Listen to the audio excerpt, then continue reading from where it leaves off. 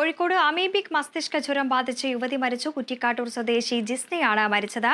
Kozhikode medical college ആശുപത്രിയിൽ ചികിത്സയിലായിരുന്നു. വാർത്തയുടെ വിവരങ്ങളുമായി റിയാസ് KMR ചേരുന്നു. റിയാസ്, വീണ്ടും അമീബിക് മസ്തിഷ്ക ജ്വരം ബാധിച്ച് കോഴിക്കോട് ഒരു യുവതി മരിച്ചിരിക്കുന്നു. ഈ രോഗത്തിന്റെ ഉറവിടം വ്യക്തമാണോ? ആളുകൾ ആശങ്കയിലാണ്. വിവരങ്ങൾ എങ്ങനെയാണ്?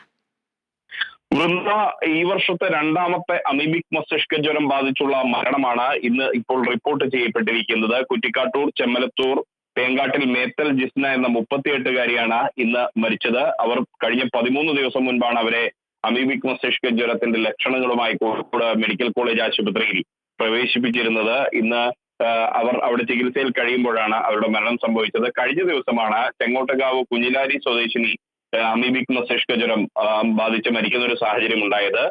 അന്ന് അവർക്ക് വേണ്ടി വിദേശത്ത് നിന്നുൾപ്പെടെ മരുന്ന് എത്തിച്ചെങ്കിലും ഇവർക്കുൾപ്പെടെ അത് ഫലിക്കാത്ത ഒരു സാഹചര്യമായിരുന്നു ഉണ്ടായിരുന്നത്.